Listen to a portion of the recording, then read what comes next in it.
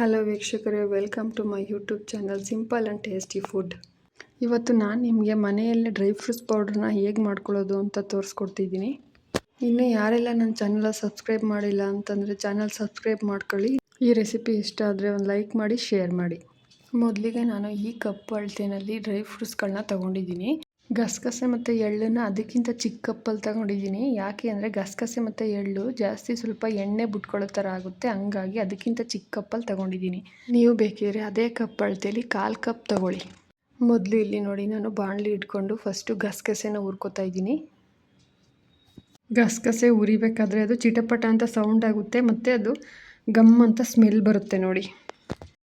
ಈಗ ಗಸಗಸೆ ಹುರಿದಾಗಿದೆ, ಅದನ್ನ ನಾನು ಒಂದು ಕಪ್ಗೆ ಹಾಕೋತಾ ಇದ್ದೀನಿ ನೋಡಿ.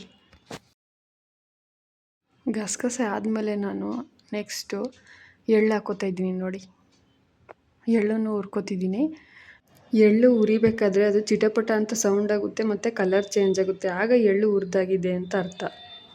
ಈಗ ನೋಡಿ ಇದಾಗಿದೆ, ನಾನು ಇದನ್ನ ಈಗ ಒಂದು ಕಪ್ಗೆ ಹಾಕೋತಾ ಇದ್ದೀನಿ. ನೆಕ್ಸ್ಟ್ ನಾನು ಅದೇ ಬಾಣಲಿಗೆ 1 ಕಪ್ ಬಾದಾಮಿ ಹಾಕಿ ಹುರ್ಕೋತಿದ್ದೀನಿ ನೋಡಿ. 1-2 ನಿಮಿಷ ಬಾದಾಮಿ ಹುರಿದಾದ್ಮೇಲೆ ಅದೇ ಬಾಣಲಿಗೆ ನಾನು ಸ್ವಲ್ಪ ಗೋಡಂಬಿ ಹಾಕ್ತಾಯಿದ್ದೀನಿ. ಅಂದರೆ 1 ಕಪ್ ತೊಗೊಂಡಿಲ್ಲ ನಾನು, ಗೋಡಂಬಿ ಫ್ಯಾಟ್ ಇರುತ್ತೆ, ಅದಕ್ಕೆ ಅರ್ಧ ಕಪ್ ಗೋಡಂಬಿ ತೊಗೊಂಡಿದ್ದೀನಿ ನಾನು. ಅದ್ರ ಜೊತೆಗೆ ನಾನು ಪಿಸ್ತಾ ತೊಗೊಂಡಿದ್ದೀನಿ 1 ಕಪ್ಪು. ಇಷ್ಟು ಸೇರಿಸ್ಕೊಂಡು ಹುರ್ಕೋತಿದ್ದೀನಿ. ನೆಕ್ಸ್ಟ್ ಇದ್ರ ಜೊತೆಗೆ ನಾನು ವಾಲ್ನಟ್ ಹಾಕ್ತಾಯಿದ್ದೀನಿ ನೋಡಿ. ವಾಲ್ನಟ್ಟು ಈ ಕಪ್ಪಲ್ಲಿ ನಾನು 3/4 ಭಾಗ ತೊಗೊಂಡಿದ್ದೀನಿ. ಯಾಕೆ ಅಂತಂದರೆ ವಾಲ್ನಟ್ಟು ಸ್ವಲ್ಪ ಕಹಿ ಬರುತ್ತೆ, ಹಾಗಾಗಿ ನಾನು 3/4 ಭಾಗ ತೊಗೊಂಡಿದ್ದೀನಿ. 1 ಕಪ್ ಖರ್ಜೂರ ತೊಗೊಂಡಿದ್ದೀನಿ ನೋಡಿ. ಫ್ರೆಂಡ್ಸ್, ಇದರಲ್ಲಿ ನಾನು 1 ಕಪ್ಪು ಯಾವ್ಯಾವ ತೊಗೊಂಡಿದ್ದೀನಿ ಅಂತಂದರೆ ಬಾದಾಮಿ ತೊಗೊಂಡಿದ್ದೀನಿ, ಪಿಸ್ತಾ ತೊಗೊಂಡಿದ್ದೀನಿ ಮತ್ತು ಖರ್ಜೂರ ತೊಗೊಂಡಿದ್ದೀನಿ. ಅದೇ ಕಪ್ ಅಳತೆಯಲ್ಲಿ 2 ಕಪ್ಪು ಮಖಾನ ತೊಗೋತೀನಿ. ಯಾಕೆ ಅಂತಂದರೆ ಮಖಾನ ತುಂಬ ಒಳ್ಳೆಯದು ಮೂಳೆಗಳಿಗೆ, ಹಂಗಾಗಿ ನಾನು ಮಖಾನನ 2 ಕಪ್ ತೊಗೊಂಡಿದ್ದೀನಿ ನೋಡಿ. ಮಖಾನನ ಸಪ್ರೇಟ್ ಹಾಕ್ಕೊಂಡು ಹುರ್ಕೊಳ್ಳಿ ನೋಡಿ. ಇದು ಸ್ವಲ್ಪ ಕಲರ್ ಚೇಂಜ್ ಆಗುತ್ತೆ, ಚೆನ್ನಾಗಿ ಹುರ್ಕೊಳ್ಳಿ 1-2 ನಿಮಿಷ ಮಖಾನನ. ಇದು ಆಗಿದೆ, ಇದನ್ನು ನಾನು ತಟ್ಟೆಗೆ ಹಾಕೋತಾ ಇದ್ದೀನಿ ನೋಡಿ.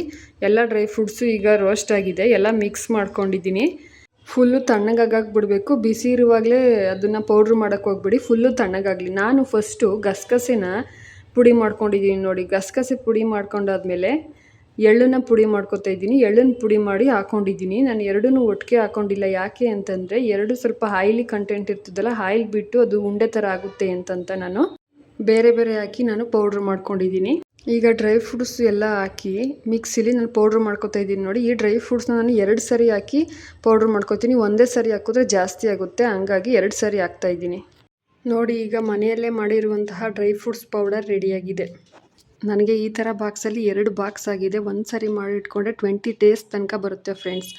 ಮಕ್ಕಳಿಂದ ಹಿಡಿದು ದೊಡ್ಡವ್ರ ತನಕನೂ ಇದನ್ನು ಕುಡಿಬೋದು. ರೆಸಿಪಿ ಇಷ್ಟ ಆಗಿದ್ರೆ ಲೈಕ್ ಮಾಡಿ, ಶೇರ್ ಮಾಡಿ. Thank you.